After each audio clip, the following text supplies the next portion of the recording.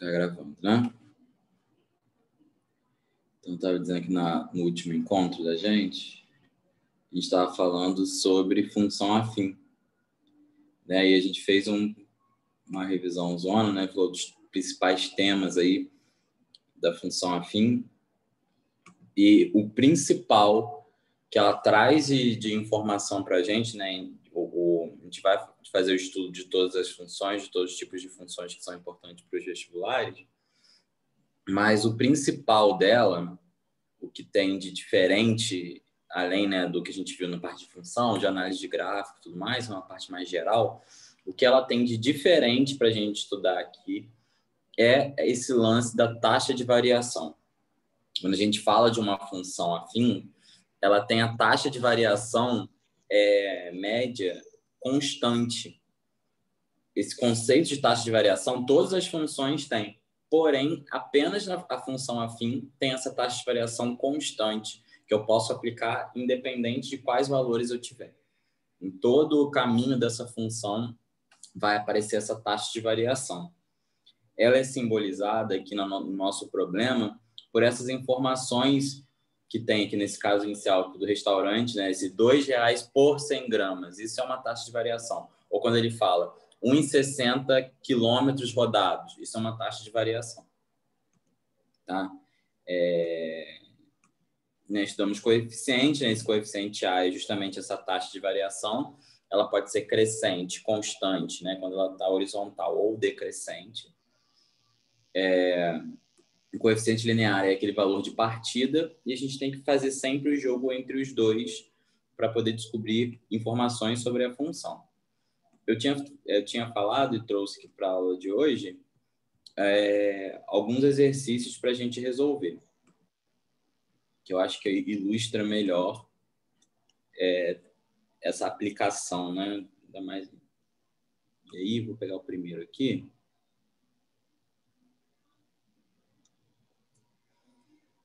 O primeiro exercício é do Enem de 2019. Eu só não sei qual é a prova que ele está.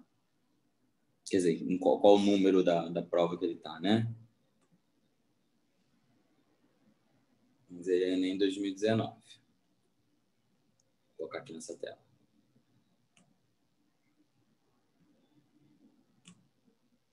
Não sei se assim dá para vocês lerem.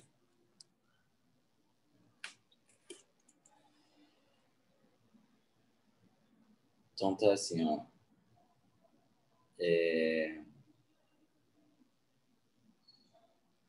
Uma empresa tem diversos funcionários. Um dos funcionários é o gerente. Ele recebe R$1.000 por semana. Os outros funcionários, eles são diaristas.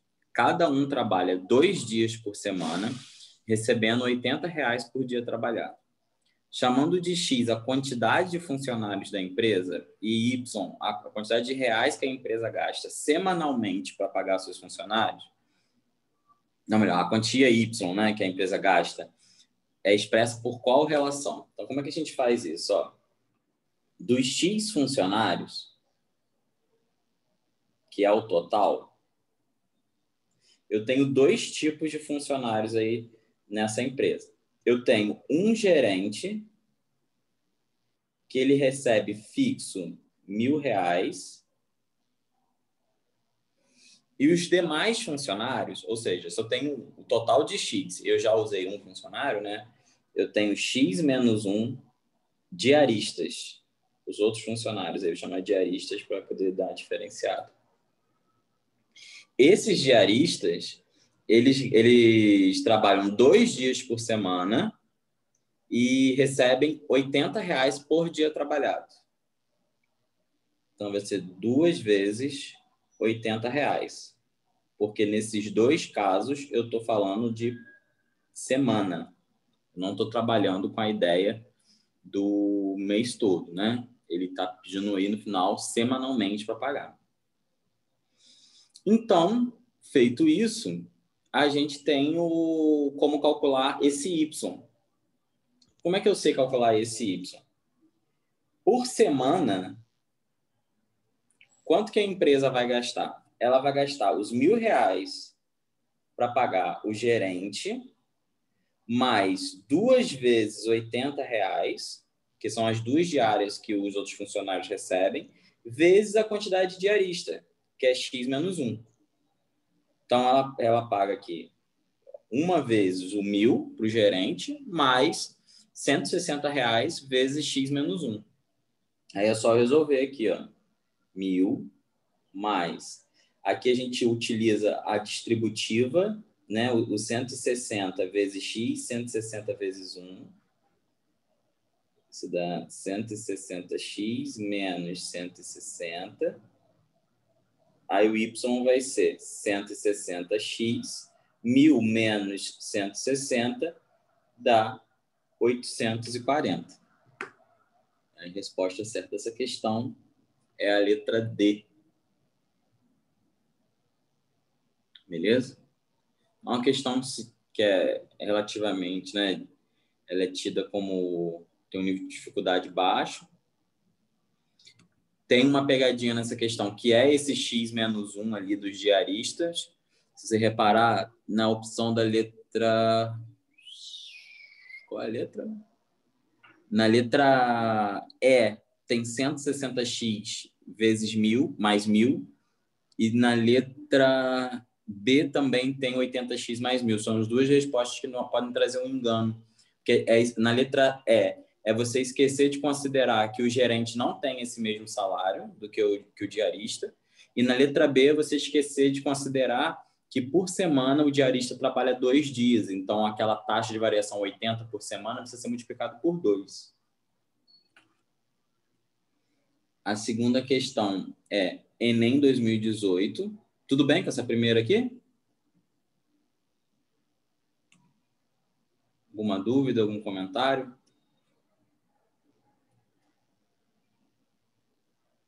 Tem gente para entrar na sala.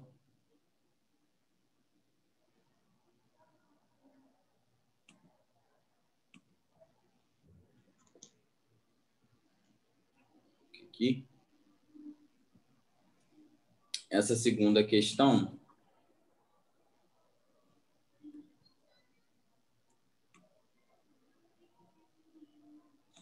é o Enem de 2018.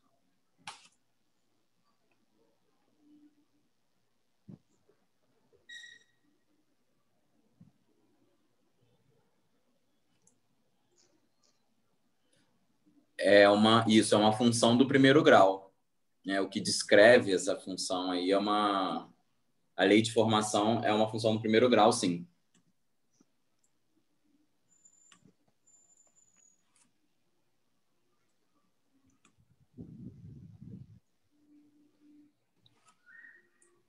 Que nem em 2018. Então, a raiva é uma doença viral e infecciosa transmitida por mamíferos. A campanha nacional de vacinação antirrábica tem o objetivo de controlar a circulação do vírus da raiva canina e felina, prevenindo a raiva humana. O gráfico mostra a cobertura, que é a porcentagem de vacinados da campanha em cães no ano de 2013, 2015 e 2017, no município de Belo Horizonte, em Minas Gerais. Os valores das coberturas dos anos 2014 e 2016 não estão informados no gráfico e deseja estimá-los. Para tal, levou-se em consideração que a variação na cobertura da vacinação da campanha antirrábica, nesses períodos, deu-se de forma linear. O que está dizendo aí? Ó? Esse daqui é o jeito dele dizer para a gente, esse deu-se de forma linear, é o jeito de dizer que o movimento que foi feito de 2013 para 2015 e o movimento que foi feito de 2015 para 2017 é através de uma função afim.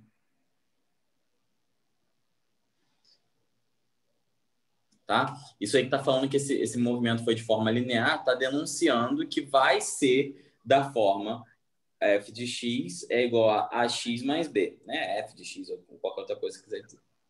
Vai ter, esse movimento é o traçado dele, aí vem a outra representação. Graficamente, a gente está vendo que isso é uma reta, que também é uma função afim. Tá? Então, pode ser que ele não te dê o gráfico, mas ele te dê essa informação em texto.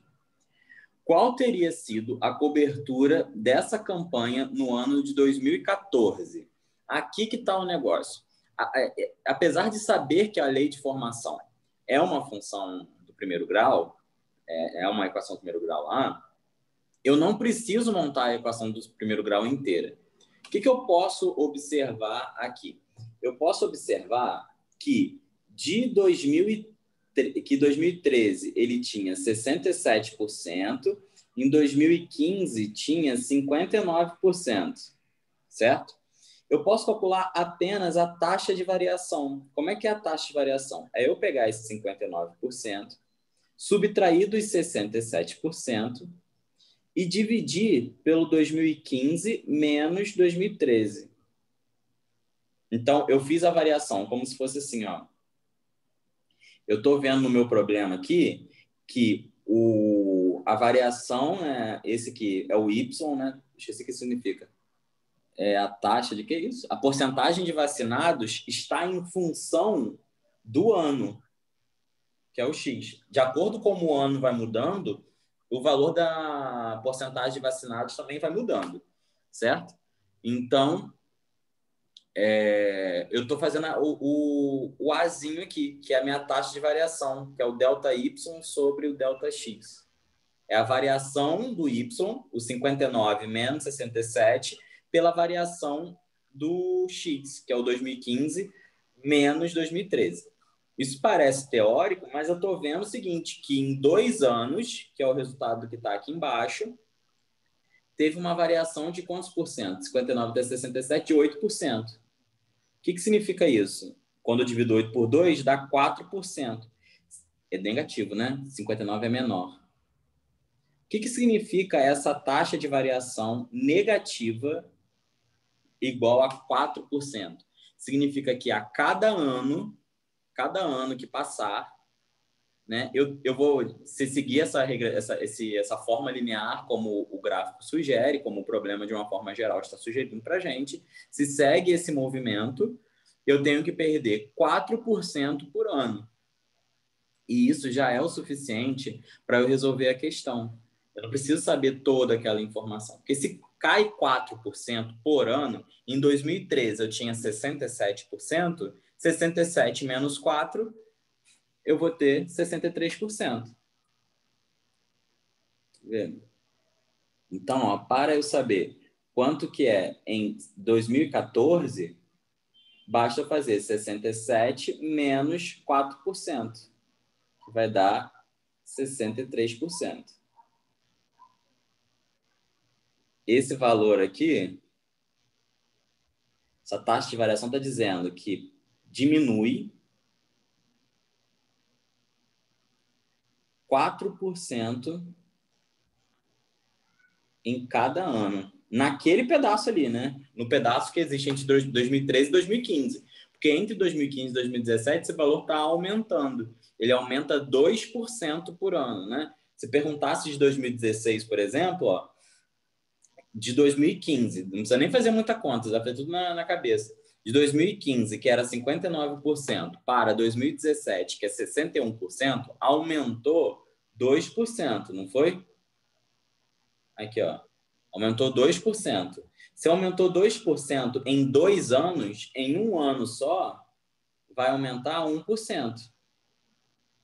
Ou 60%. Beleza? Essa é uma questão aí que você ganha muito tempo, né? Não é nem nas questões, são muitas questões de matemática, né? De matemática. A gente precisa economizar o tempo aí, ter uma média de 3 minutos e meio para resolver e tudo mais. Essa é o tipo de questão que você ganha tempo para as outras, sabendo que você não precisa calcular toda a questão, né? Você pode fazer apenas pela taxa de variação. A próxima questão, quer dizer, alguma dúvida nessa daqui?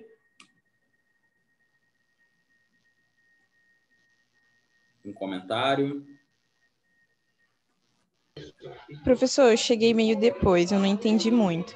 Mas no caso, como eu quero saber de 2014, eu peguei o ano de 2013 e o ano de 2015 e e diminuí um pelo outro e achei 4 no caso, né? Se você faz 67 menos 59, você acha 8. Só que aí diminui 8 em 2 anos. Então diminui 4 em um ano. Ah, tá. Entendeu? Que é o que está mais, assim, formalizado mais aqui, tá vendo? Quando você pega a quantidade de 2015 e subtrai pela quantidade de 2013, dá negativo. Esse negativo significa que você está perdendo porcentagem ao invés de estar diminuindo. Está decrescendo a quantidade. A reta está assim, descendo. E aí você subtrai pela diferença dos anos também, 2015 menos 2013, que dá 2. Aqui significa que ele está perdendo 8% em 2 anos. Se você divide 8 por 2, encontra 4, que significa que ele perde 4% a cada ano.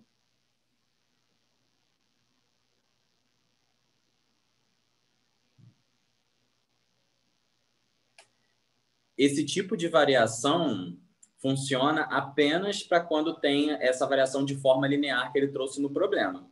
Só quando tem função afim. Então, todos os exercícios que a gente vai fazer na aula de hoje, que é do tema função afim, a gente vai poder utilizar esse raciocínio da taxa de variação, que é o que a função afim traz de diferente dos demais casos de função. Tá? O que é importante para a gente em função afim é a gente entender essa taxa de variação que é constante. Quando a gente tem, por exemplo, a função exponencial, que é a função que modela, por exemplo, o caso do crescimento do Covid, por exemplo, de casos de contaminação. Ele é a curva que faz, vocês já viram lá, falou muito no começo da pandemia, né, sobre achatar a curva, aquele negócio todo. A gente pode trazer isso quando a gente fala de função exponencial. Aquela curva que é assim, ó, que cresce cada vez mais, aquilo ali, ela tem uma taxa de variação que cresce assustadoramente, que é todo o problema da pandemia, né? Da forma como aquilo cresce. Então, a gente perde a mão do como é que é essa taxa de variação. O que significa perder a mão? A função cresce tão rápido, ela cresce tão descontrolada que você não consegue prever o que vai acontecer. Prever, entre aspas, né? Você não consegue quantificar muito bem o que acontece no próximo passo, como a gente está fazendo aqui. Apesar de não saber o valor exato de 2014, se não ter dado no problema, eu consigo com muita tranquilidade dizer que é menos 4% do que era antes, porque essa variação vem sendo constante, ele vai descendo 4% em cada ano. Entendeu? É sempre assim. Se continuasse a linha ali, se não tivesse esse movimento que cresceu em 2016, em 2016, se fosse para diminuir, seria 59 menos 4. Aí depois 55 menos 4, e assim sucessivamente, entendeu? Esse que é o grande caso especial da função afim. Esse aqui do 2018, o R de 2018 aqui, ó, também é bem isso.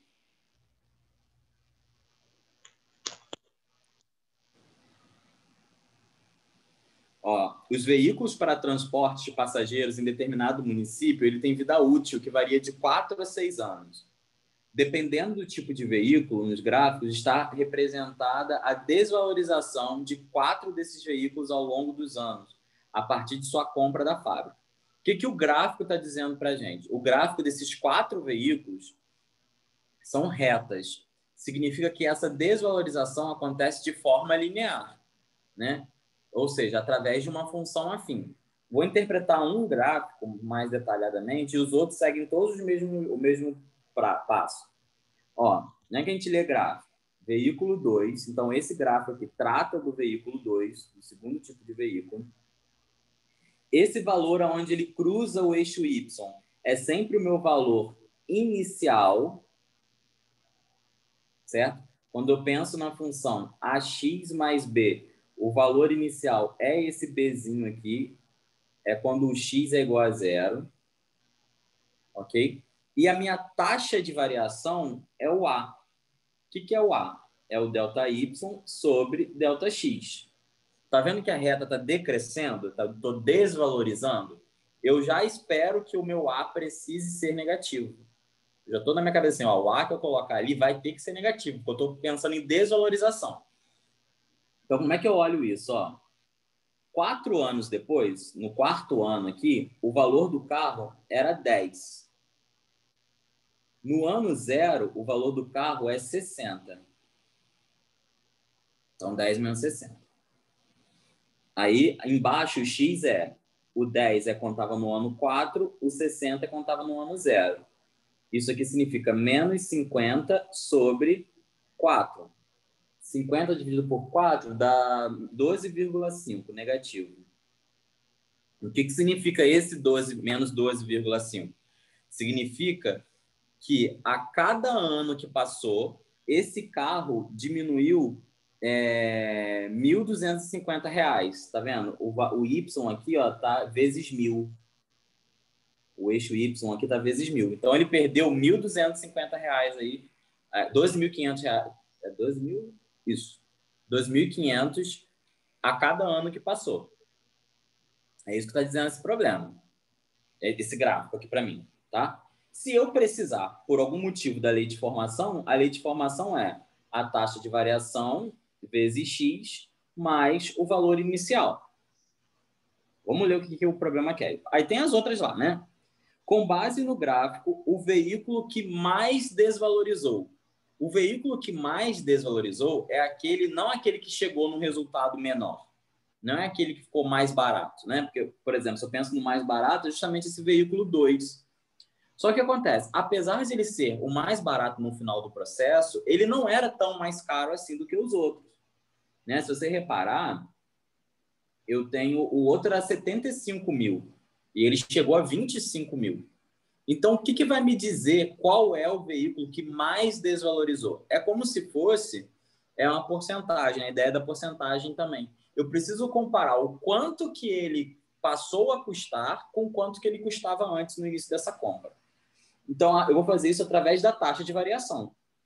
Nesse caso aqui, eu sei que a taxa de variação é menos 12,5, né? Eu já fiz aqui, ó, menos 54. Vou fazer a taxa de variação desse. Da mesma forma, ó, vou variar o preço sempre da situação final menos a situação inicial. Então, 25 menos 75 sobre 5, que é o último ano, menos 0. 25 menos 75 dá menos 50 quintos aqui embaixo. Ou seja, essa taxa de variação é menos 10. Menos 10, né? Isso, menos 10. Ou seja, esse aqui ele está desvalorizando menos do que o menos 12,5. Né? Enquanto no veículo 1 ele perde 10 mil, ele desvaloriza 10 mil reais por mês, o veículo 2 desvaloriza 12.500 reais por mês. Então, o 2 está mais valorizado. Nesse caso aqui, ó, vai ser 14 menos 50, 6 menos 0. 14 menos 50, dá quanto aí? Dá 36? 36 negativos dividido por 6 vai dar menos 6. O que esse menos 6 está me dizendo? Que o veículo 3, ele perde 6 mil reais, ele desvaloriza 6 mil reais para cada ano. E o último veículo, o veículo 4, ele passou a custar 16 mil, enquanto ele custava 36 antes. Isso ele perdeu em 4 anos. Então, ele desvalorizou 20 mil em 4 anos. Isso me diz que ele desvaloriza 5 mil por ano. Aí, olhando para todas essas taxas de variação aí, qual que a gente vê que desvaloriza mais? Qual veículo que perdeu mais dinheiro por mês aí, por ano aí, né? É justamente aquele primeiro que eu fiz ali sem querer. Esse daqui, ó, eu tenho a maior desvalorização. Nesse caso, a maior desvalorização tem a ver com a menor taxa de variação. Tá vendo? Esse número aqui é o menor de todos. Então, é ele que desvalorizou mais. Comparado ao valor inicial e ao valor final, foi ele que teve maior desvalorização. Perdeu mais por ano. Ok?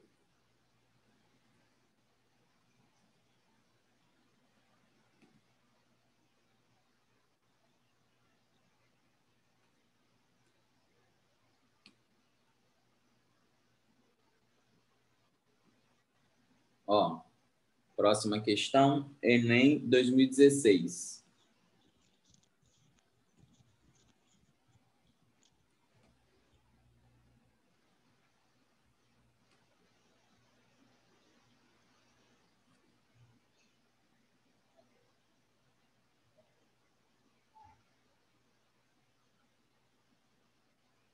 uma cisterna de 6.000 litros foi esvaziada em um período de 3 horas.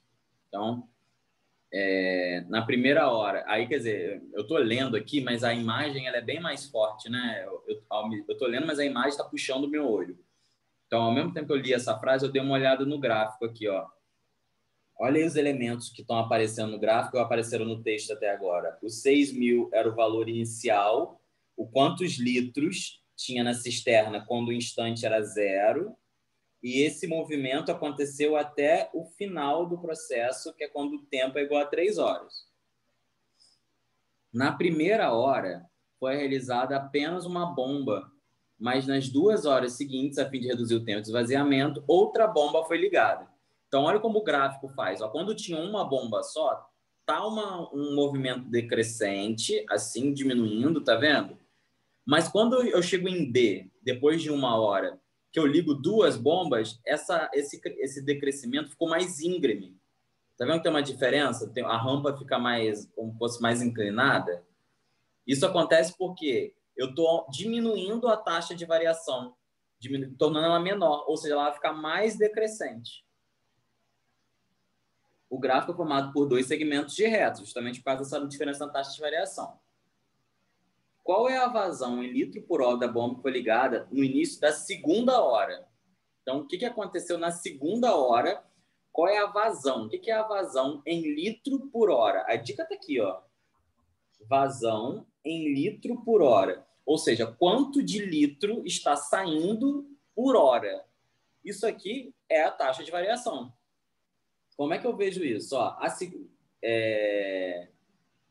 no primeiro momento, ele quer só dar a bomba que foi ligada na segunda hora, né?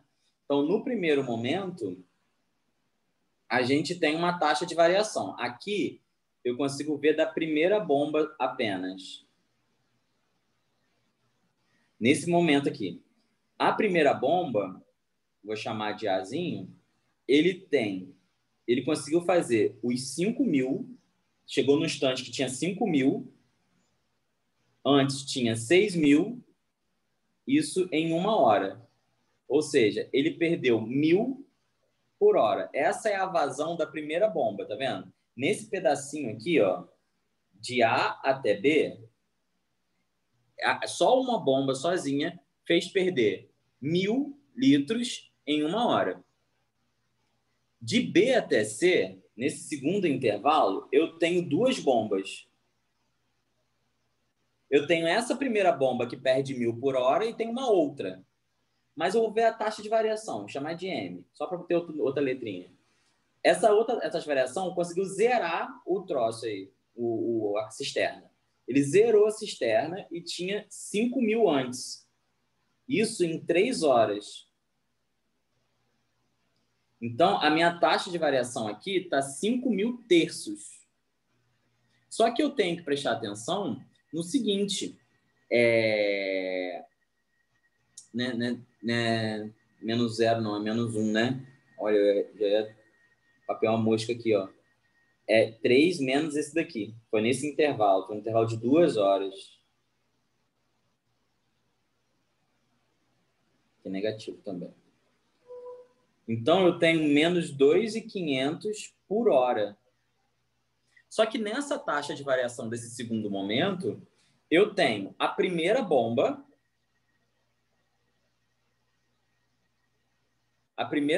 que perde 1.000 litros por hora, e eu tenho a segunda bomba.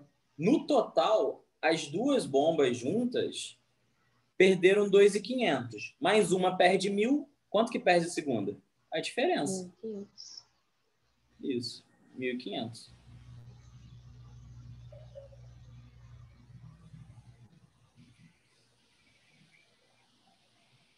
Beleza? De novo, problema aí que eu nem estou escolhendo, não. Coloquei aqui no portalzinho, separei as funções de afim, né? As questões de função afim. Estou pegando as questões do UERJ e ENEM na ordem que aparece. Você vê, a gente fez aí, acho que a terceira ou quarta questão, as 3 falando de taxa de variação, porque é o diferencial de função afim.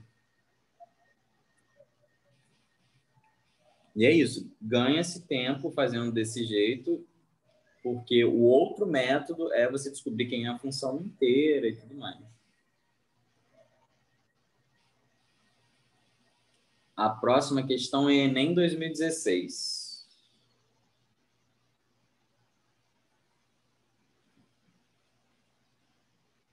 Também. Posso virar aqui? Alguma dúvida, algum comentário sobre essa?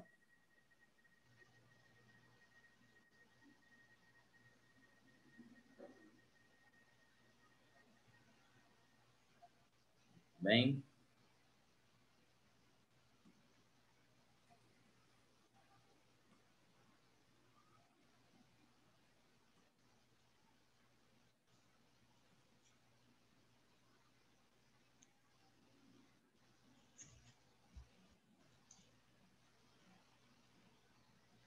Então, o reservatório é abastecido com água por uma torneira e um ralo. E um ralo faz a drenagem da água desse reservatório. Então, veja como é o negócio, né? Tem um reservatório aí que eu vou colocar água e, ao mesmo tempo, vai sair água.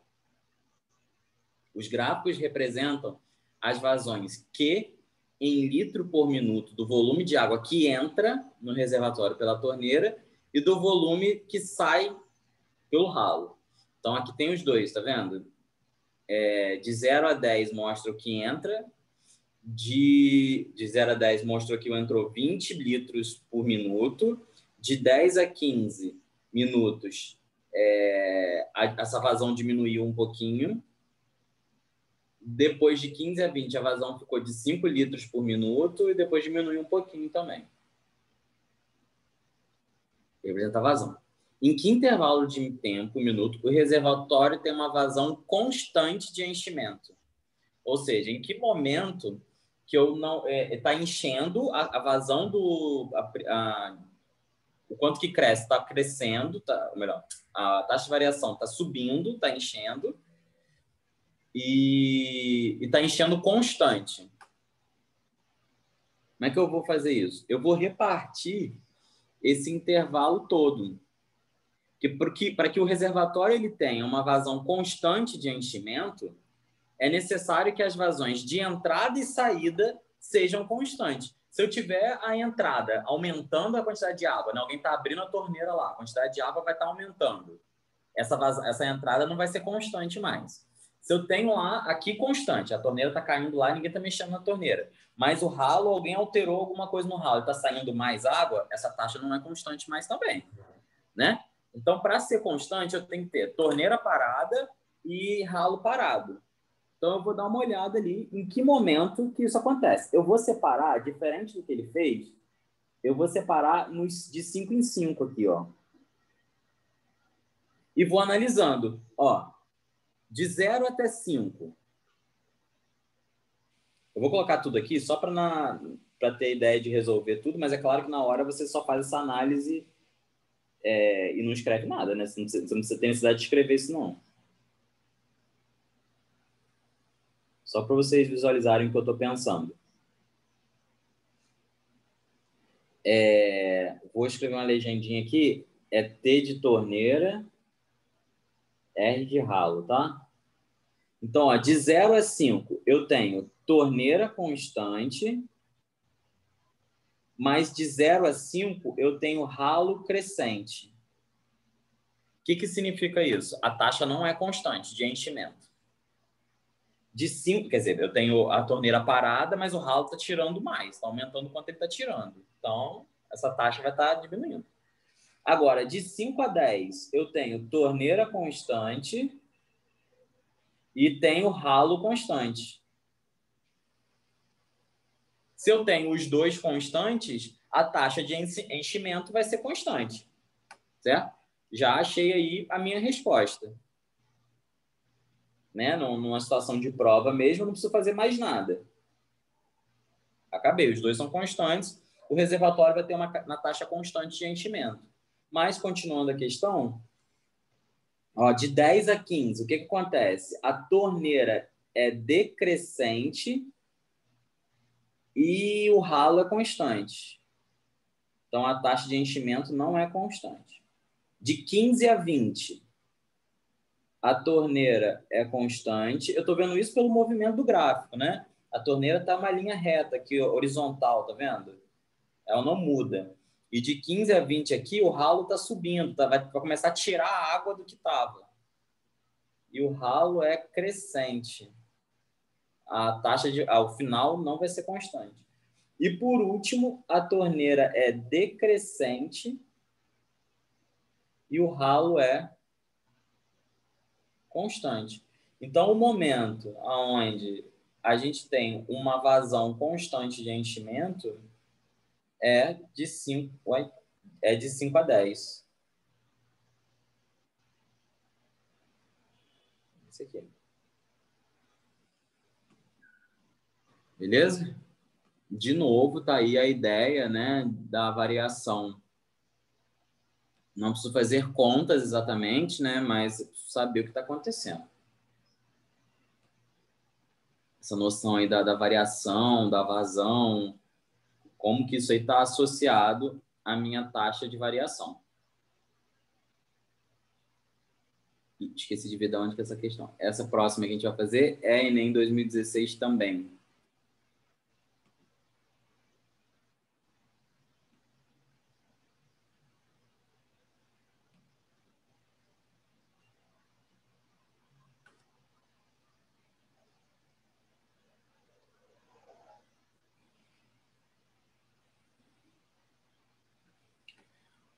E aí tá assim, ó. Que horas são? Um dos grandes desafios do Brasil é o gerenciamento dos recursos naturais, sobretudo os recursos hídricos. Existe uma demanda crescente por água e o risco de racionamento não pode ser descartado. O nível de água de um reservatório foi monitorado por um período, sendo o resultado mostrado no gráfico. Suponha que essa tendência linear, olha, ó, tendência linear, já me denunciou, se eu não tivesse gráfico, já me denunciou que eu tenho que pensar numa função afim. Tendência linear me traz a lembrança de que a forma como esses valores vão se modificar ao longo dos anos é com uma taxa de variação constante. Então, suponha que essa tendência linear observada no monitoramento se prolongue pelos próximos meses. Então, ali eu tenho do mês 1 até o mês 6, tá vendo? E eu tenho o que está acontecendo aí, ó. 30% é a porcentagem com relação à capacidade máxima do nível do reservatório. Eu tinha 30% no instante. Oi?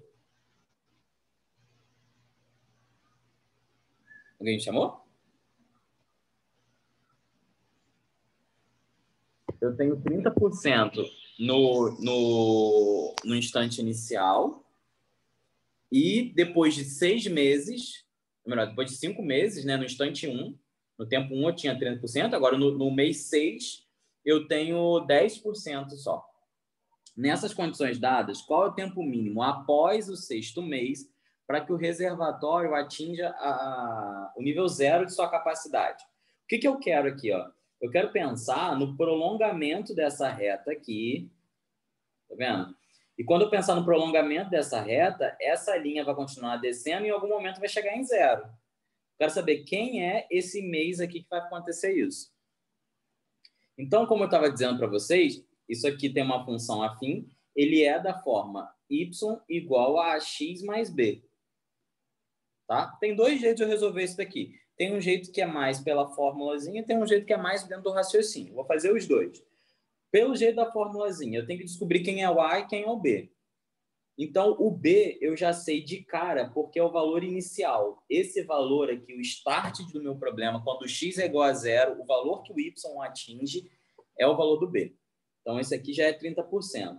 O A, eu vou fazer a taxa de variação de 2 valores que eu conheço. Os únicos valores do gráfico que eu conheço que são exatos é quando o x é igual a 6, né? É esse momento aqui quando é 6, e esse momento aqui quando é 1. E a taxa de variação fica assim, ó. Deixa eu só pensar um negocinho aqui, porque vai dar problema se eu considerar isso daqui. Eu vou considerar esse aqui como se fosse o x igual a 0, esse aqui o x igual a 1, o x igual a 2 x igual a 3, x igual a 4 e x igual a 5, porque senão vai dar probleminha na minha equação ali, se eu colocar 1 direto, tá?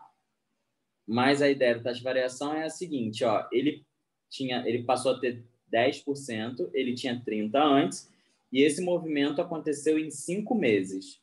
Ou seja, eu posso ir direto também, de 30 para 10 foram 20% que ele perdeu, e ele perdeu isso em 5 meses. Ou seja, a minha taxa de variação é de 4% ao mês. Então, por exemplo, o que me diz esse 4% ao mês? Eu posso resolver direto da seguinte maneira, ó. O 4% ao mês me diz que esse daqui é 30 menos 4, que é 26%, tá vendo? Bem próximo de 25%. Esse daqui é 22%. Esse daqui é 18%. Estou diminuindo 4, tá?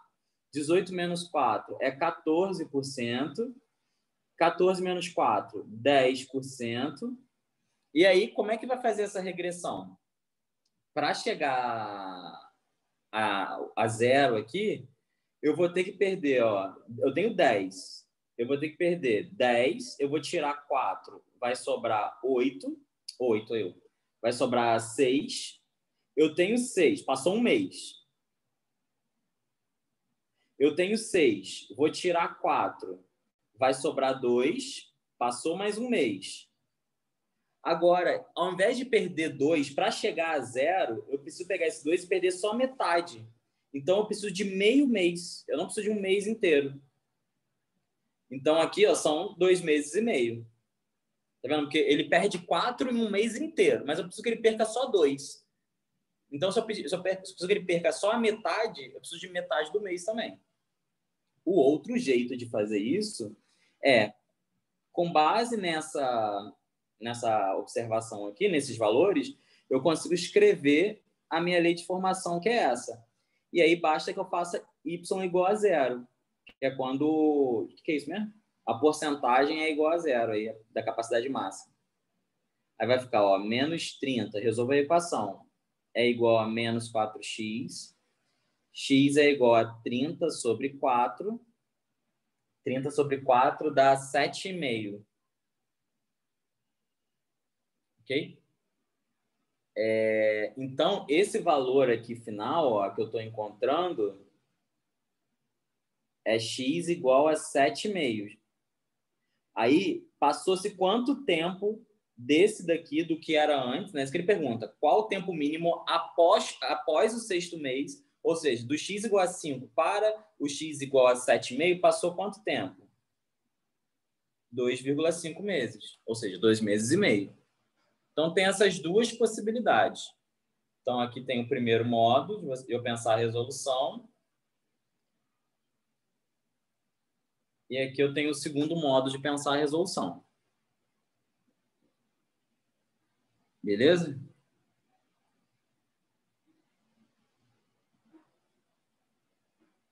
Como tá aí para vocês essas questões?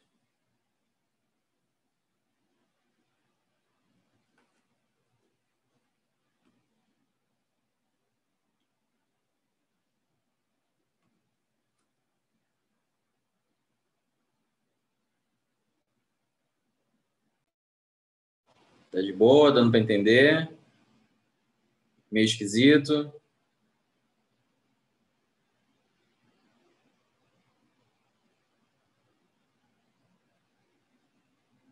A próxima é uma do Enem também? Isso, um pouquinho mais antiga, Enem 2014.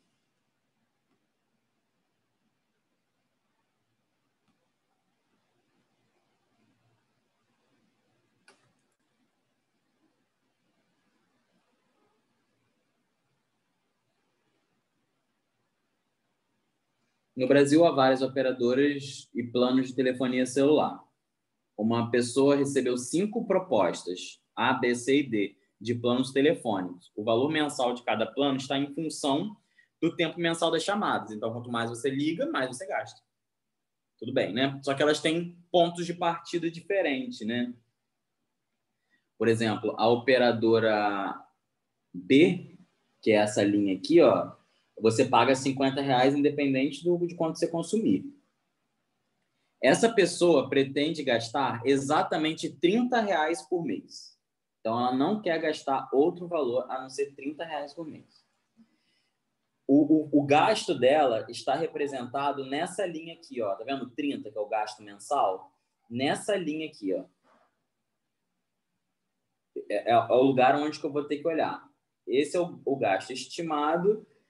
Eu vou ter que olhar para esta linha aqui. Pergunta. Dos planos telefônicos apresentados, qual é o mais vantajoso em tempo de chamada para o gasto previsto por essa pessoa? Ou seja, o que seria mais vantajoso do ponto de vista do tempo de chamada? Pagando R$ 30, qual é aquele plano que permite eu ter o maior número de minutos utilizados? Ou seja, qual é aquele que está mais lá para a direita, né? É esse daqui, ó, tá vendo? Que nesse plano aqui eu consigo falar 30 minutos. Nos outros, olha, nesse plano nesse daqui eu consigo falar 20, nesse outro um pouquinho antes de 20, e tem plano que com R$ 30 eu nem falo nada, né? Com R$ 30 eu nem tenho como contratar o plano, que é o caso desse B. Então, esse plano aqui, ó, aí eu tenho que olhar aqui nessas bagunças de reta, quem é ele? É o plano C. Essa questão é mais de leitura de gráfico de outra coisa, né? Dá tempo de fazer mais uma?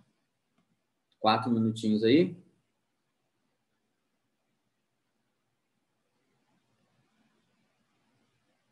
Isso aqui.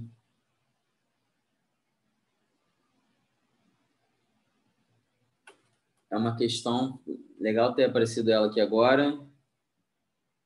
A gente consegue ter dos 3 tipos de questão que podem aparecer aí nos exames que a gente combinou de fazer.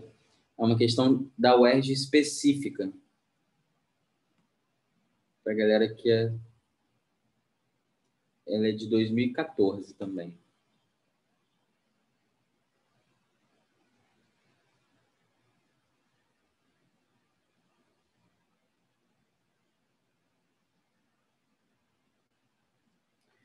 Então, ó, eu tenho um reservatório A e um reservatório B. A perde água a uma taxa constante de 10 litros por hora. Então, olha só. Tudo do reservatório já está escrito aqui.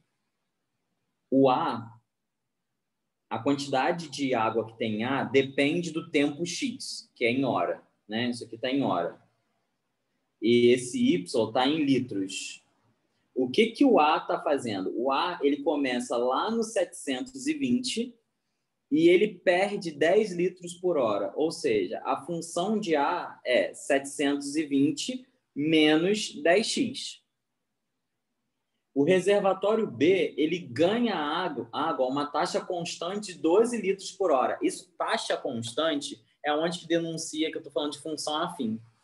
Tá? Então, ele tinha o momento inicial dele, que é 60, mas ele vai ganhar 12 litros por hora. No gráfico, são representados nos eixos, tudo que eu estou falando no começo. Determine x0 em horas indicado no gráfico. Quem é o x0? O x0 é o momento aonde que isso aqui acontece. Ó. O que está acontecendo aqui? A quantidade de A, a quantidade de água de A que está no reservatório A é a mesma quantidade de água que está no reservatório B. Como que isso aparece aqui na minha conta? Eu vou ter que fazer 720 menos 10x igual a 60 mais 12x. Aí é só resolver a equação, né? Passa o 60 para o lado esquerdo, o 10x vem para cá, 720 menos 60 dá 660. Isso aqui dá 22x. E aí o x é 660 dividido por 22, dividido por 2 dá 330 sobre 11, dividido por 11 dá 30. Então, em horas, esse x0 é igual a 30 horas. Se quisesse saber qual é a capacidade que os dois têm igual, você sabe o momento. O momento é quando o x é igual a 30. Agora, o que acontece nesse momento de x igual a 30? Qual é a quantidade de horas dele? Basta você substituir 30 em uma desses aí, né? Por exemplo, substituindo de baixo, que é mais simples, né? Quanto que é o B de 30? Isso é 60 mais 12 vezes 30. Vai ser 60 mais 360, que é 420. Então, o que acontece é que os dois reservatórios vão ter 420 litros de água. Né? Aí, não é o que perguntou, né? Mas em 30 horas...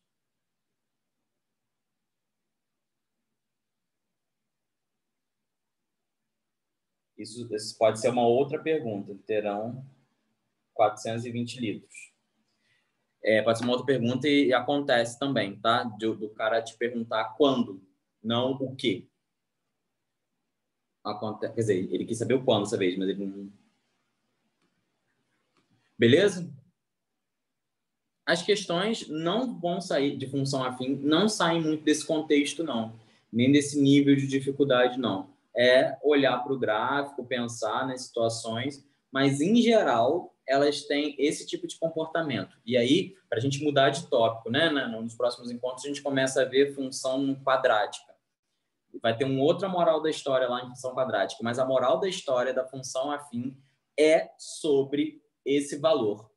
É sobre a taxa de variação constante que tem a função, tá? Então, olhou a questão, identificou que ela é uma questão de função afim. Como é que eu identifico que ela é uma questão de função afim? Por essas palavras ali que a gente contou. Variação constante, vazão constante, tem uma coisa linear também, né? Agora que eu esqueci a palavra exata ali que alguma questão usou, não é regressão linear, não, é tendência linear. Essas palavras que trazem a noção de que eu vou precisar usar uma função, a forma linear, o próprio gráfico ser uma reta, e quando aparecer esse tipo de coisa, isso está me denunciando que eu tenho a taxa de variação constante. E aí eu não uso regra de 3, eu uso esse pensamento que a gente fez aqui na resolução dessas questões. Show? Aí no próximo encontro, então, a gente fala sobre isso, sobre função quadrática, beleza? E por hoje é isso, pessoal. Tchau. Tchau, tchau. Não, obrigado, professor. Nada. Eu posso te passar o host? Hã? Eu posso te passar o host? Pode Ou já ser, tá por com favor. vocês? Não, ainda não tá comigo, não. Tem que passar. Tá.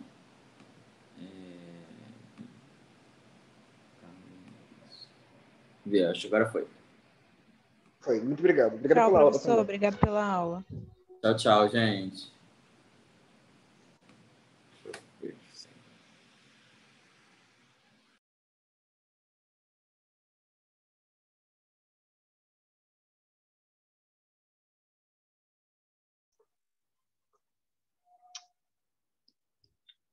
Oi, gente, boa noite, buenas noches.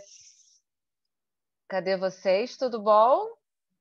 Buenas noches, professor. Buenas noches, tudo bem, meu coração? Oi, Silvana, Carlos Henrique, Máximos, tem gente aqui que eu não conheço. Oi, Você só viu? professora. Tudo bem, Silvana? Tudo bem? Tá muito quente aí, lá por onde você mora? Tá fervendo. Nossa, não fala não, tô morrendo de calor. Tô com uma camiseta, porque tá desesperador. Gente, tá gravando, eu tô falando um monte de bobagem aqui. Tudo bem, corações? Como é, Máximos? Buenas noches.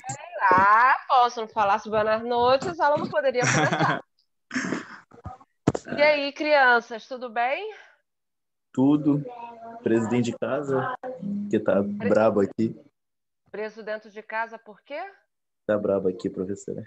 Por conta do coronavírus? Não, a milícia quer entrar aqui. Aí. Ah, tá. Não, lógico, lógico. Imagino a situação. Mas força. Força e vamos que vamos. Mas você tá em casa, Máximos? Tô. Então continue em casa, né? Alguém falou comigo? Deixa eu ver aqui no bate-papo. Buenas noches. Olha só, Rosiane gastando espanhol. Corações, hoje a gente vai ver Jennifer, foto bonita. Boa noite, Jennifer. Sheila, boa noite. Hoje a gente vai continuar o que a gente estava na aula passada. Semana passada, a gente viu Buenas noches. Sheila também gastando espanhol. Sheila é o nome da minha mãe. A gente vai continuar a ver o passado que a gente começou a trabalhar. Não sei se vocês se lembram, que eu passei para vocês uma folhinha com quatro tempos verbais no passado. E aí a gente trabalhou porque justo foi uma prova da UERJ, uma questão de uma prova da UERJ, acho que foi de 2019, 2018, agora não me lembro ao certo. E aí eu falei para vocês que a gente iria trabalhar. Aí eu passei o conceito e disse que passei os exercícios. Só que eu pesquisei os exercícios e não peguei muita coisa não, porque era mais bem questões que vocês tinham que conjugar verbo e eu não queria que vocês conjugassem verbo. Não. Eu queria que vocês reconhecessem os tempos verbais, tá? Só para lembrar, então, a gente viu da outra vez 4 tempos passados, né? Deixa eu compartilhar aqui a tela. Antes de eu entrar, eu estava corrigindo exercício de aluno, Deus que me livre. Esse negócio que não tem fim, peraí, uso dos pretéritos. Corrigir exercício de aluno, cara, não tem fim. Ainda mais na pandemia, que tá todo mundo mandando por e-mail, WhatsApp, nananã. Antes eu corrigia em aula, todo mundo corrigia, dava vista. Agora todo mundo manda para mim. Deus me livre. Corações, olha só. Usos de los pretéritos, de los pretéritos del modo indicativo. Aqui a gente tem, eu mostrei para vocês, acho que deve ter uns 15 dias, ou semana passada, não me lembro certo. São 4 tempos verbais que a gente falou alguma coisa e vamos relembrar para a gente tentar fazer esses exercícios. Por exemplo, a gente viu o pretérito imperfeito, que basicamente não é a mesma coisa que o do português, o pretérito imperfeito do português. No português, como é que é? Falando as nomenclaturas, os nomes dos tempos verbais, talvez fique complicadinho para vocês juntarem A com B, né? O nome com o que significa. Então, vamos lá. Pretérito imperfeito, então, é aquele tempo verbal que a gente tinha o costume de fazer, mas que não necessariamente continua fazendo. Por exemplo, quando eu era mais nova, olha só, quando eu era mais nova, eu ia à praia, almoçava na rua e voltava para casa. É o pretérito imperfeito. Hoje eu continuo fazendo isso? Não necessariamente. Certo? Então, era aquele passado que você tinha o costume de fazer. Repare sempre, turma, na explicação, no significado desses verbos. O que ele significa? Ou seja, significa um passado habitual que a gente tinha o costume de fazer. Olha como é que é em espanhol. Coloquei aqui 2 exemplos. En aquella época, la gente se respetaba más. En aquella época, la gente se respeitava. Olha o verbo aqui. As pessoas se respeitavam mais naquela época. Era um costume. Não necessariamente, infelizmente, a coisa continua atualmente. Aqui no segundo exemplo, ó, las personas dormían más horas e se levantavam mais temprano. As pessoas dormiam mais horas e se levantavam mais cedo, né? Um costume, não necessariamente que isso hoje aconteça. Pretérito perfeito, então, ok? Só lembrar que ele era um passado habitual. Ai, Karine, se eu não me lembrar do nome, não tem problema. Se vocês olharem o verbo, né, as frases com os verbos conjugados, vocês têm que se dar conta, têm que tentar entender qual é o significado deles, não a tradução, mas o significado. Por que esse uso? Esse uso que a gente está indicando o quê? Que um passado era habitual, era costumeiro de acontecer, certo? Vamos lá. Pretérito indefinido. Caraca, Karine, não vou guardar esses nomes. Não tem problema. Não quero ninguém memorizando o nome. Eu quero vocês entendendo, interpretando seus significados. Certo? Eu não quero vocês. Pretérito perfeito. Eu cantava, você cantava, ele dormia. Não, isso não. Entendam para que ele é usado. Certo? Indefinido. Indefinido é o nosso pretérito perfeito simples. Certo? Como é que é? ação passada e terminada no passado, sem nenhuma relação com o presente. Cara, como assim? Olha só, turma, quem quiser escrever, quem quiser copiar isso, pode copiar. Não tem problema nenhum, não, dou um tempinho. Eu mandei para a coordenação do grupo. Eu sempre mando tudo para a coordenação, e a coordenação repassa para vocês no grupo, né? Que vocês devem ter com a coordenação. E aí, caso vocês não tenham, passou direto, isso aí já foi enviado já, tá? Mas caso vocês queiram, Karine, eu não gosto de imprimir, eu prefiro arquivar. Não tem problema não. Karine, não tem dinheiro para imprimir, não tem problema não. Karine, eu prefiro copiar. Tá aqui. Tá bom? Então, pretérito indefinido, qual vai ser do pretérito indefinido? É aquele passado que aconteceu num determinado passado, óbvio, só que o advérbio de tempo, o tempo em que ele ocorreu, a gente não está mais nele. Esse é um conceito muito comum na Espanha. Esse é um conceito muito comum na Espanha. Como assim? Por exemplo, olha só, eu vou usar os mesmos passados, mas reparem que o tempo que eu vou usar é diferente. O advérbio de tempo, olha. Hoje eu liguei para minha irmã. Ontem eu liguei para minha irmã. Eu estou usando o mesmo verbo, no mesmo tempo, né? No tempo de passado, pretérito perfeito. E a única coisa que está diferente é o advérbio de tempo. Eu usei hoje e eu usei ontem, certo? Então, o pretérito indefinido, a ideia desse pretérito indefinido, lá na Espanha, qual é a ideia de um passado onde você não vai fazer mais parte dele? Tipo, ontem, que já passou, ontem, 2 de dezembro, quarta-feira, já acabou esse dia, eu liguei para minha irmã, certo? Ano passado, eu viajei para Mato Grosso. Já acabou, não viajei mais, certo? Eu morei em Niterói há 2 anos. Não moro mais, acabou aquele tempo, certo?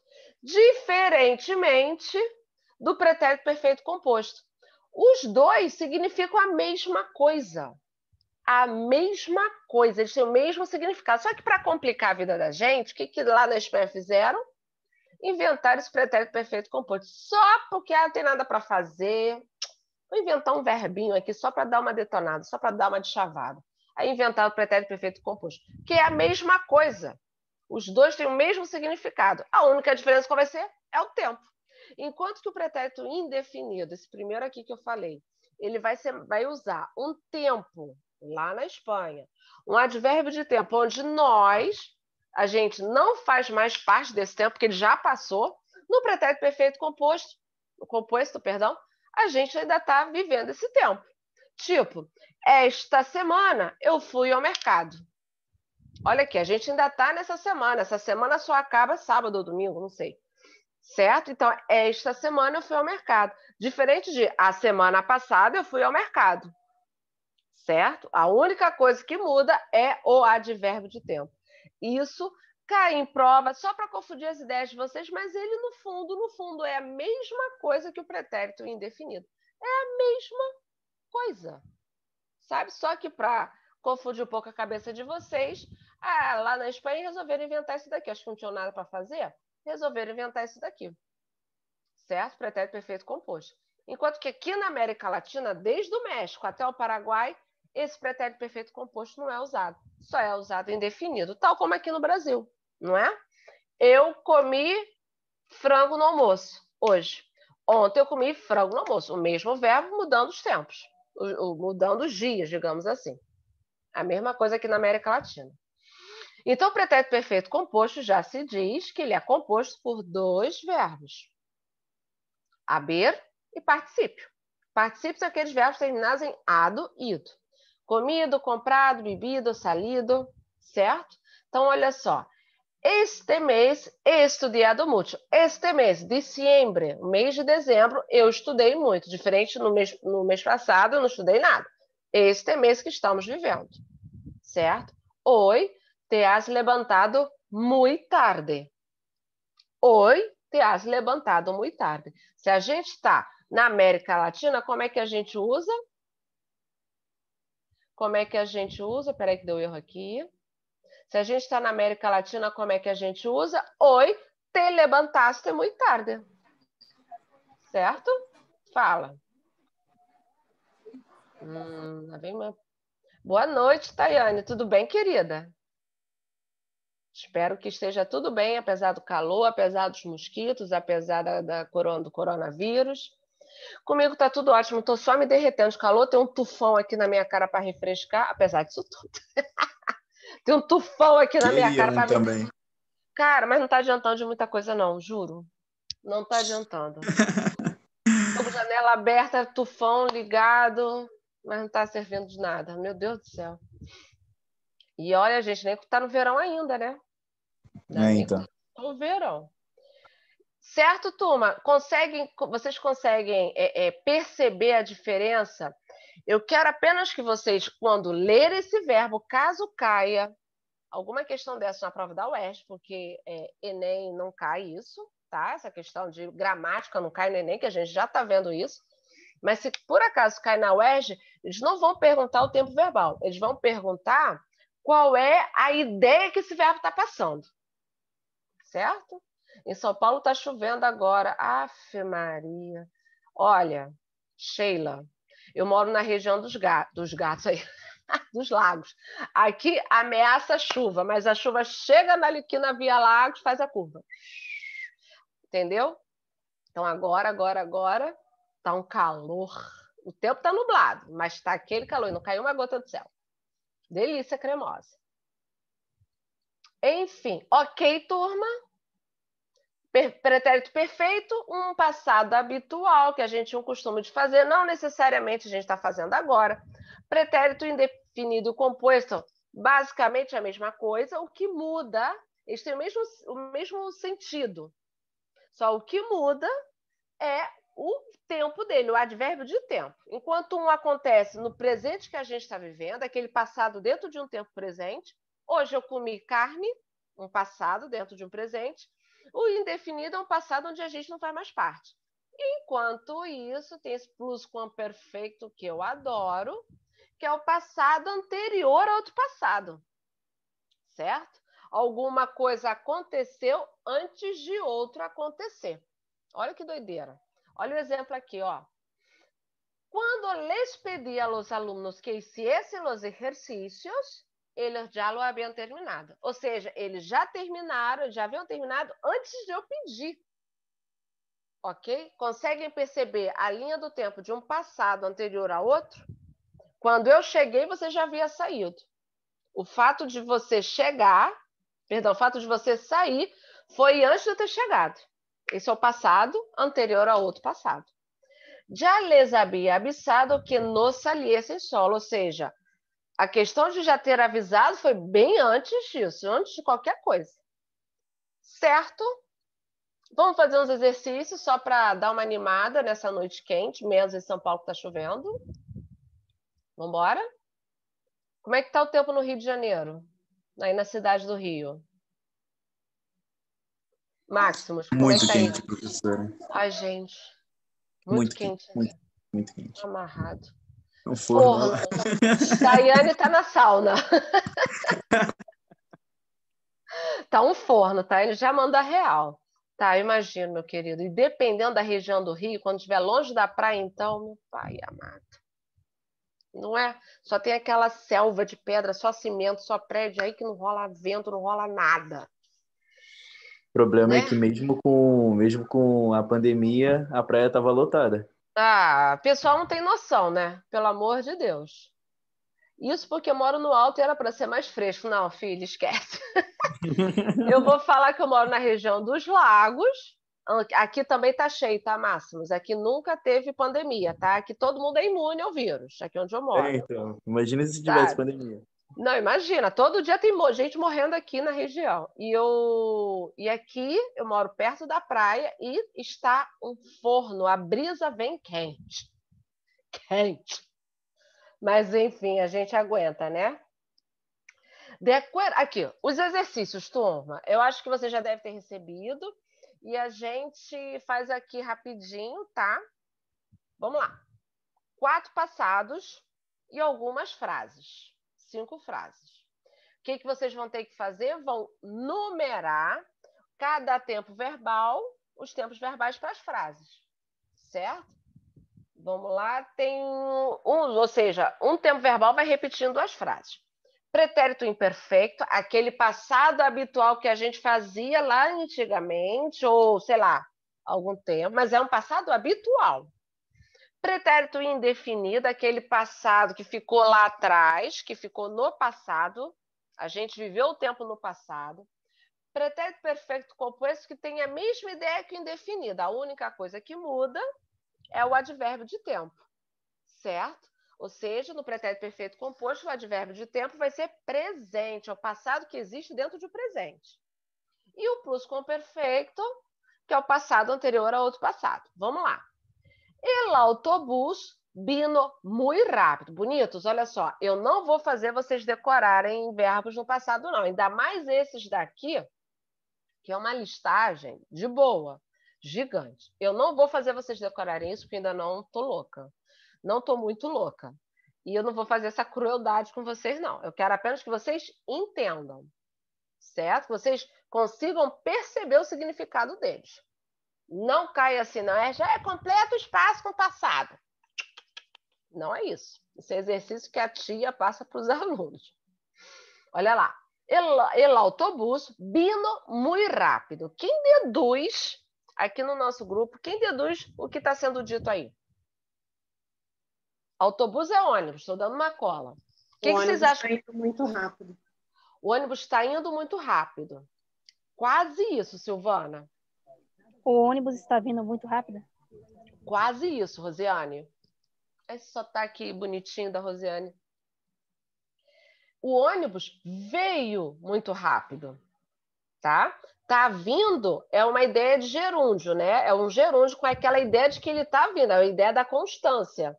Não está indicando nem passado, nem presente, nem futuro. Ele está continuando a fazer isso. Ele está vindo. Está vindo. Vino aqui é o passado. Certo? Agora vamos lá. El autobús vino muito rápido. O ônibus veio muito rápido. Qual dos passados é esse aí? Quem tenta entender? É imperfeito? É indefinido? É o perfeito composto ou é o pluscuamperfeito?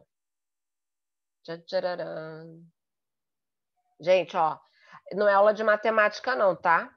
É aula de espanhol tranquilaça. Matemática é aquela coisa horrorosa que dói por dentro. Eu sei que eu odiava matemática. O que vocês acham? Pretérito perfeito composto? Não, Rosiane.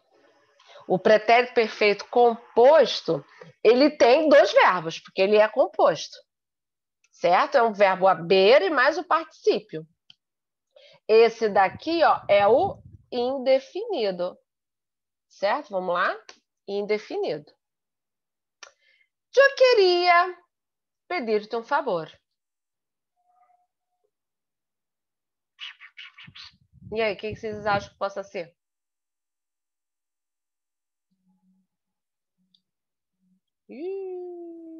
Sim, não? Imperfeito, tá? O pretérito imperfeito, ele tem a terminação em aba e também em ia. Eu queria, eu comia, eu saía, tá? Eu cantava, tu nadaba, tu hablaba, cantava, tá? Nunca havia visto algo assim. Olha, ele é composto. O que vocês acham que possa ser?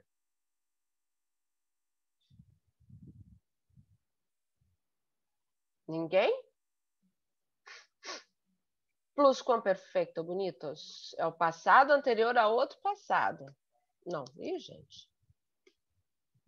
Tá? Eu comentava com Roberta sobre a fiesta de sábado. Comentava. E aí, o que vocês deduzem que possa ser? Hein? Tchan, tchararam.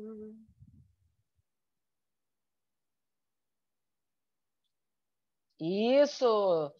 Vocês estão muito mudos. Espera aí. Comentava imperfeito. Vosotras habéis salido de casa sem decir-me adeus. E aí, qual a ideia? Hein?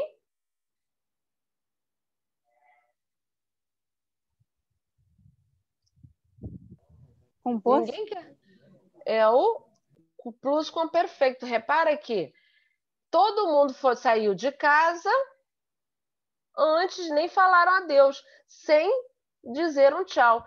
Ou seja, o fato de sair de casa foi anterior a dar um tchau para a pessoa. Certo? Ou não?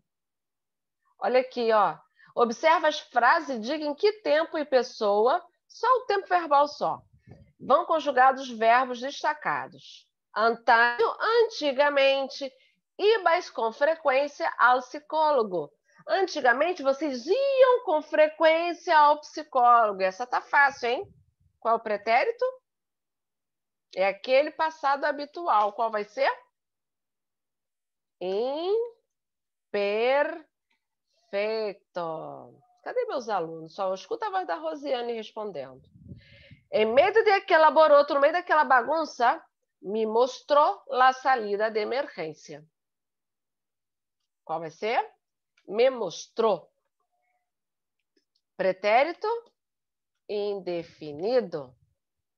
Helena me ha perguntado o que me havia passado quando ela se foi de la fiesta.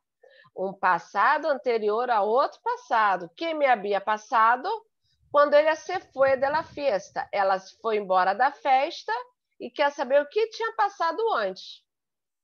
Pretérito o quê? Pluscomposto?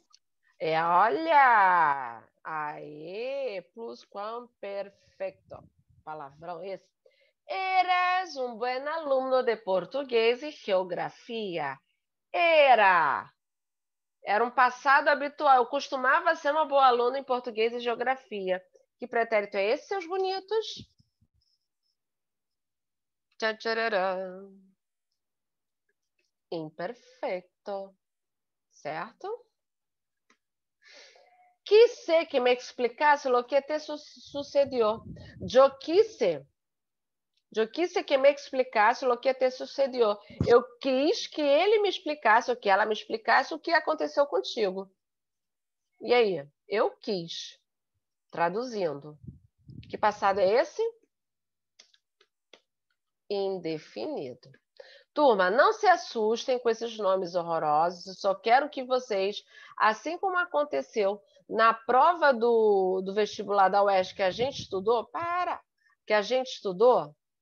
naquela prova do vestibular da UESC que a gente fez, que caiu uma questão de verbo, não sei se vocês estão lembrados, pediu para falar qual era o significado, não sei, o que era para falar a respeito do verbo.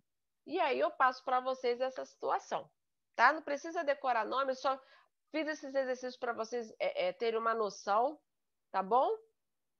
Espero não ter assustado vocês de coração. Corações, agora eu vou compartilhar com vocês. Isso aqui eu mandei, se eu não me engano, lá a semana passada, só que a gente não chegou a trabalhar porque não deu tempo.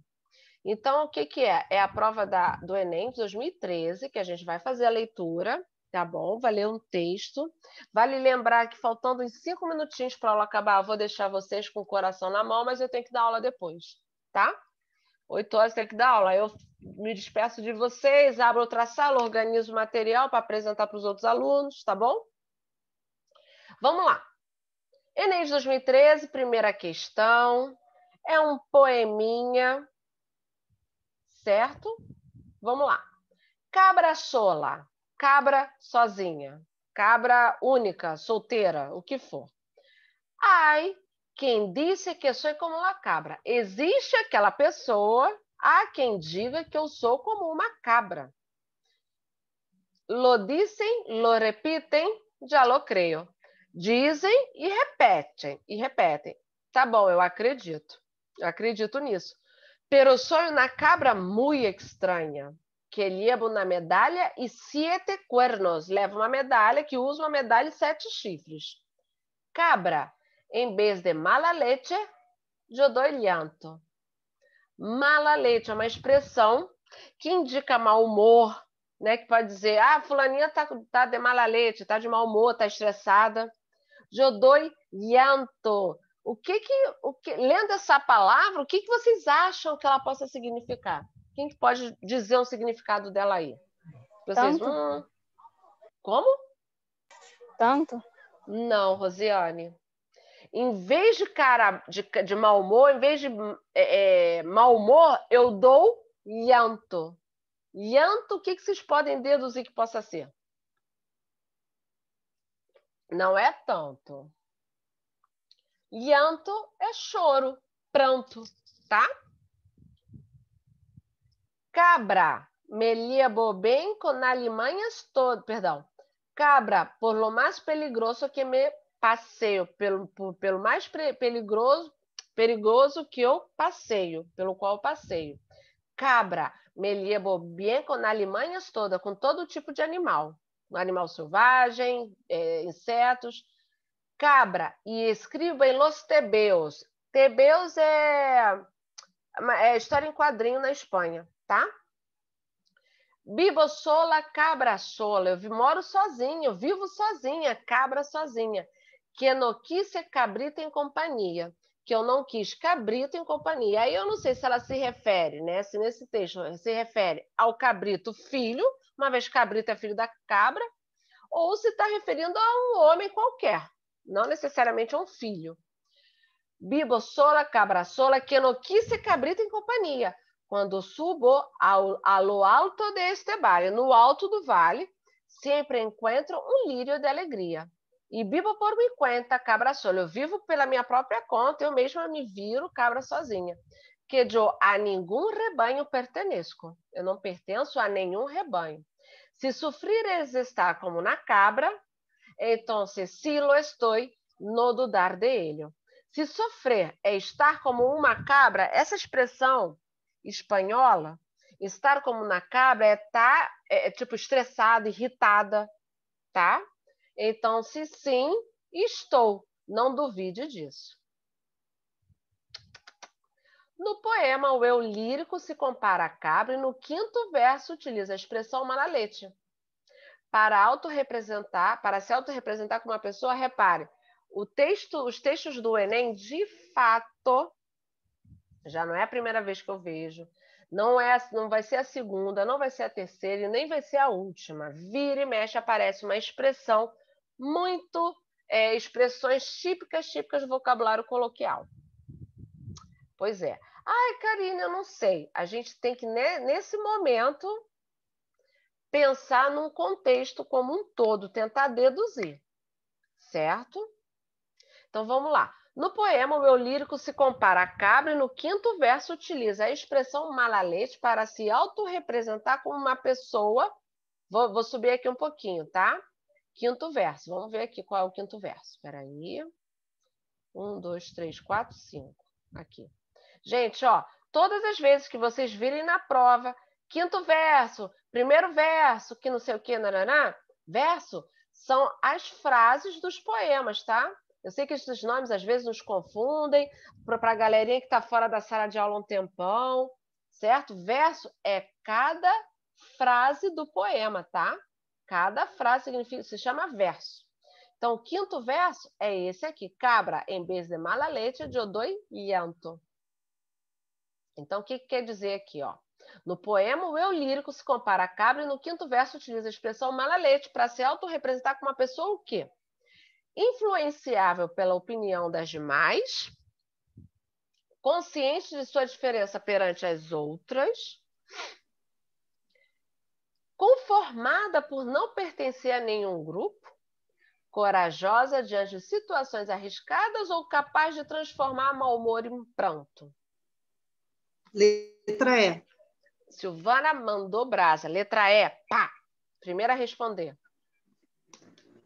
Quem mais? É também. É também Rosiane. Cadê os meninos que me acompanham desde o início? Bate-papo. Letra E. Ai, caraca, não estou conseguindo abrir o bate-papo. Máximo já mandou letra E. Por que eu não estou conseguindo abrir esse trem, gente? Aí, não estou conseguindo abrir. Letra E, pois é isso aí. Resposta é letra E. Tá? Show para vocês que acertaram, mandaram benzão. Só que olha só, Agora eu consegui. Letra B, Marcelo. Não, Marcelo é letra E mesmo, tá? Porque nesse caso aqui, ó, Marcelo, você colocou consciente da sua diferença perante as outras.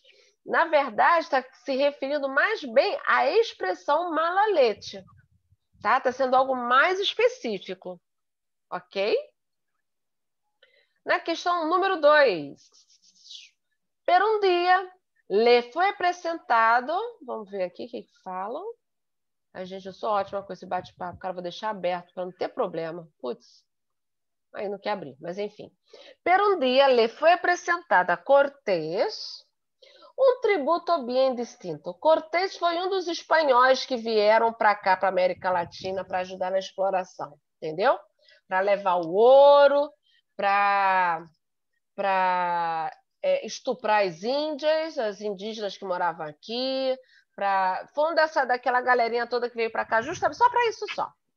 Tem um desenho da Disney chamado A Lenda do Eldorado, que a minha sobrinha adora ver, que fala justamente sobre essa história, da chegada de Hernán Cortés aqui, à América Latina. Per um dia, lhe foi apresentado a Cortés um tributo bem distinto, um obsequio de 20 esclavas, um presente de 20 escravas, chegou hasta o campamento espanhol e entre eles, Cortés escolheu a uma. E entre essas 20 escravas, Cortés escolheu uma. Descrita por el cronista de la expedición, Bernal Díaz del Castillo, como mulher de bom parecer e entremetida e desenvolta, descrita pelo cronista da expedição, claro, que veio uma excursão com um bando de espanhol para cá, para a América Latina, para ver qual era.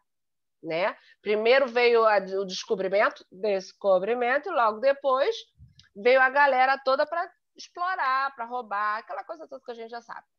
Então, esse cronista, aquela pessoa era cronista nessa época, é justamente aquele que fazia tipo um diário de bordo, que fazia um diário, contava tudo o que estava acontecendo. Então, contava que, como mulher de bom parecer, que tinha uma boa aparência, entremetida e desenvolta, ou seja, ela falava, se expressava bem. O nome indígena desta mulher era Malitzin, indicativo de que ela havia nascido, ou seja, passado anterior a outro passado, pluscuamperfeito, barro signos de contenda e desventura. Ela nasceu sob sinais de contenda e desventura, de falta de sorte. Sus padres la venderam como escrava. Os pais da Malinche, venderam-na como uma escrava. Os espanhóis chamaram-na de Dona Marina. Claro, né? Tem que espanholizar para eles poderem se entender. Pero su, deixa eu baixar aqui. Pero su pueblo, o seu povo, la llamó de la Malinche, la mujer del conquistador. Quem é o conquistador? Cortés. La traidora a los indios. Pero com qualquer destes nomes, com qualquer nome desses, a mulher conheceu um extraordinário destino. Se transformou em mi lengua. Ela se transformou em minha língua. Pois Cortés la hizo su intérprete e amante. Claro. Claro, não tem almoço sem janta, como diz meu irmão. Pois Cortés, então, fez dela sua intérprete e sua amante. La lengua que habría de guiar-lhe, a língua, ou seja, ela era a língua dele, né? Ela traduzia, ela entendia aquele espanhol da época e também a língua dos indígenas do povo dela.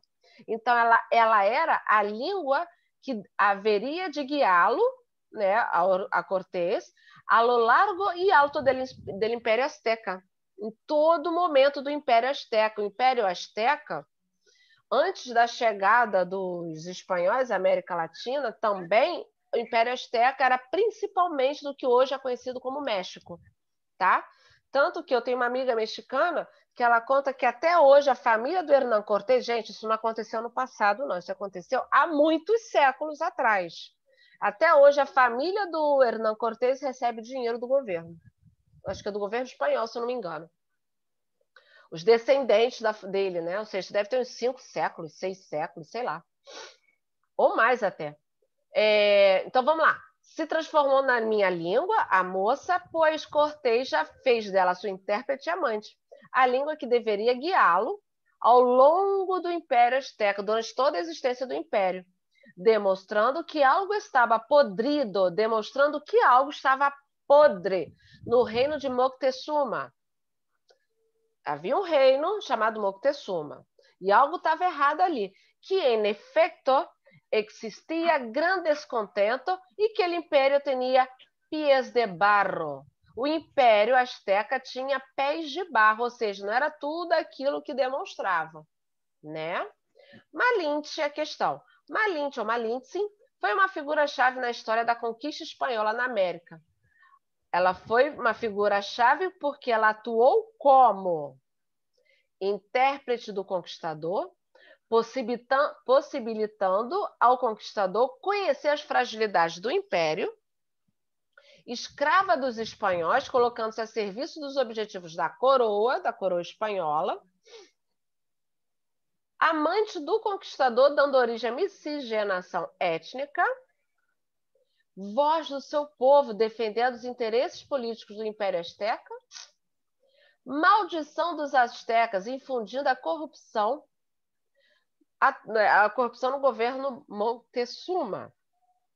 Preste atenção, ela foi uma figura-chave na história da conquista espanhola. Por quê? Chave na história da conquista espanhola.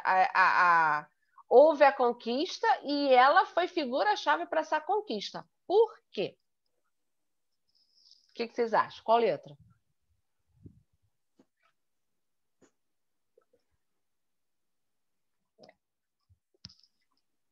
A.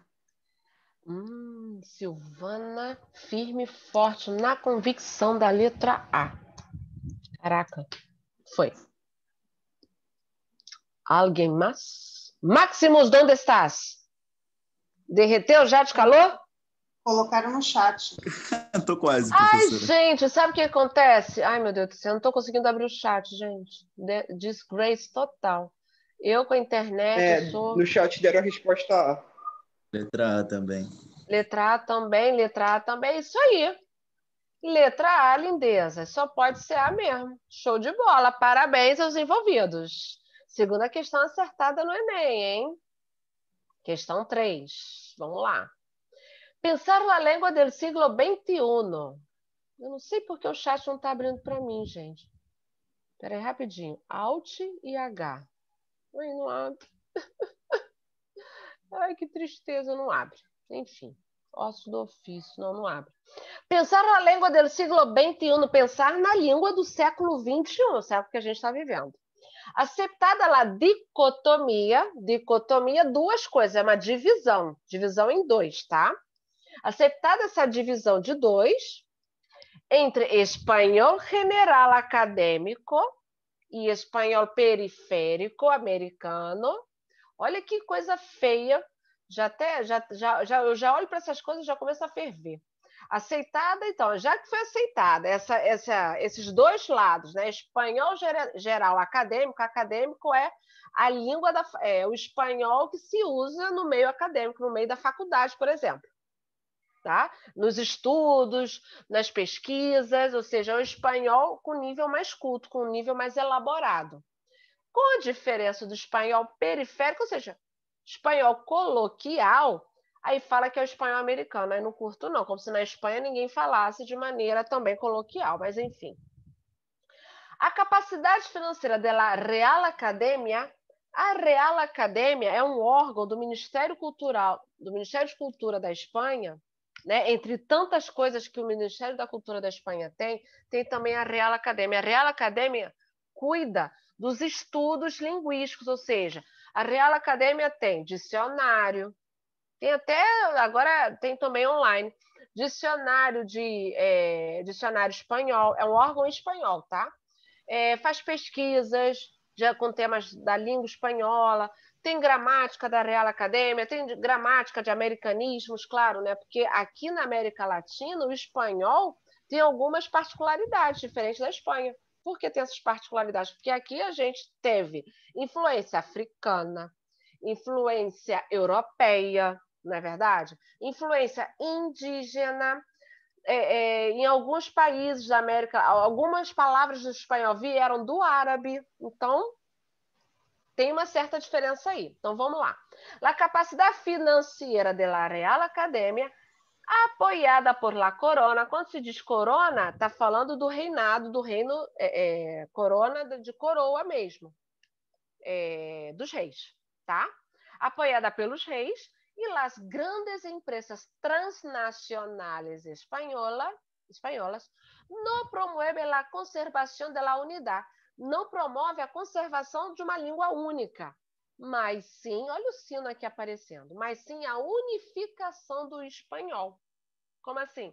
Dirigida e imposta a partir da Espanha, a Fundação Espanhol Urgente fundeu, certo? Unificação. Isso aqui vai falar da mesma coisa que aconteceu com o nosso português, que o nosso português há pouco tempo teve a reforma ortográfica, lembram-se?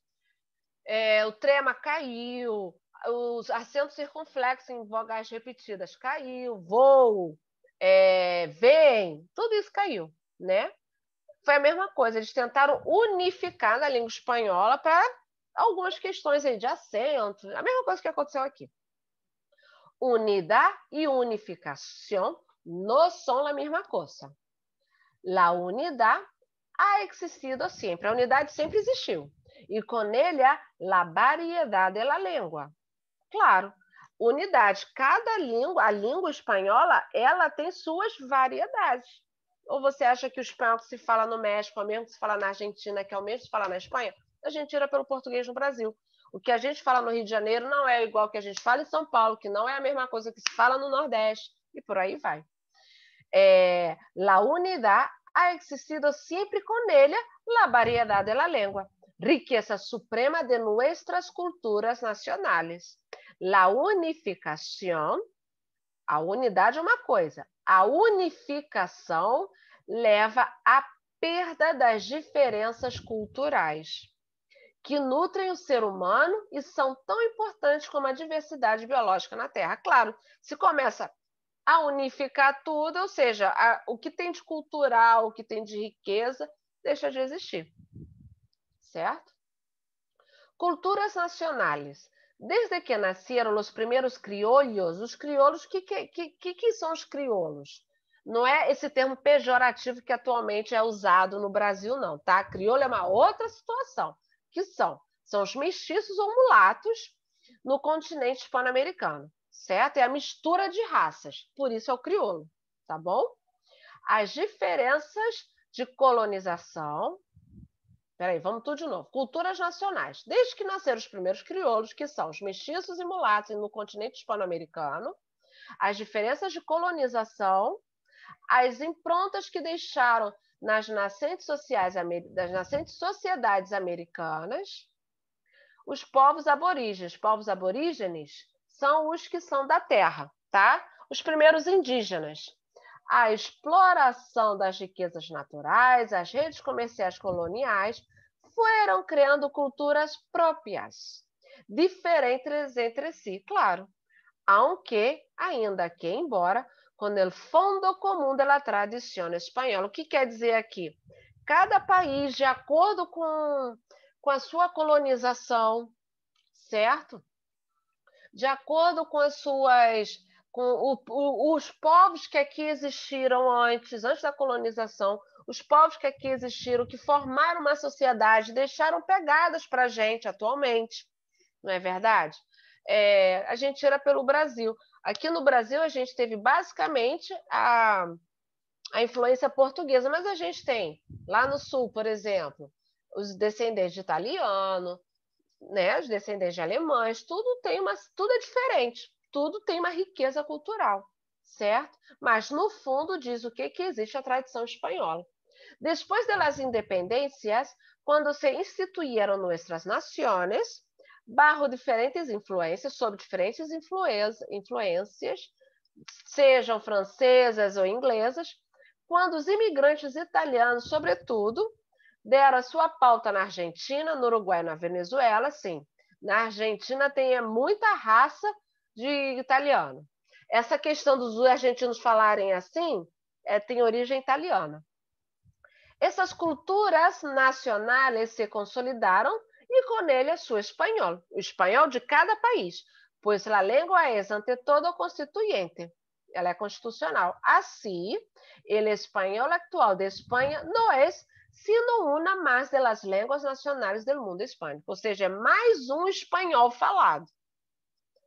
O espanhol actual é o conjunto de 22 espanhóis nacionais. Entenderam? 22 países que falam espanhol, que têm suas próprias características. Nenhum vale mais que outro. A língua do século XXI é, por isso, uma língua pluricêntrica, porque são muitas línguas, certo? A gente não pode dizer qual é a mais correta. É a mesma coisa. Eu canso de escutar isso, eu falta um pouco ferver. Ah, qual é o espanhol mais bonito, o português mais bonito, na tua opinião?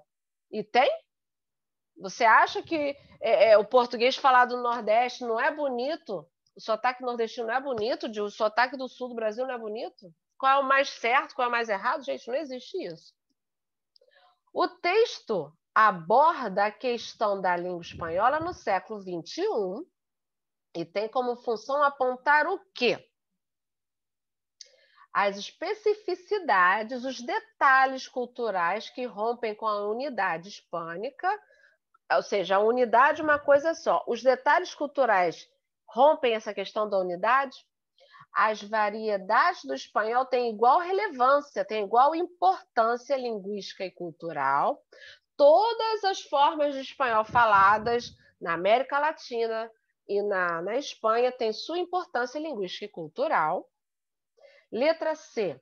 A unidade linguística do espanhol fortalece a identidade cultural hispânica? Uma questão só, ou seja, todo espanhol unido, uma questão linguística só, fortalece a identidade cultural hispânica? É isso que o texto diz? A consolidação das diferenças da língua prejudica a sua projeção mundial? Ou a unificação da língua enriquece a competência linguística dos falantes? Uau! Falar a mesma coisa enriquece a questão linguística, o vocabulário, a forma de falar das pessoas que falam espanhol? É isso que fala o texto? Vamos lá. Silvana. Silvana já mandou, cara. Silvana tá afiada hoje. Silvana, eu gostei de ver. Letra B. Quem mais? Gente, não estou conseguindo abrir B. o chat. B também. Quem mais? Marcelo. Meninas, cadê as meninas? Mandaram um B no chat. Professora.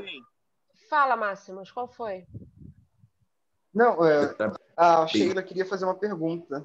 Sheila, meu bem, eu não estou conseguindo ler o chat. Não sei por que esse raio desse chat não está abrindo para mim.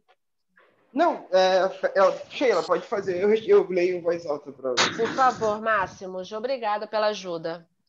Não é o máximo. Carlos Henrique, desculpa.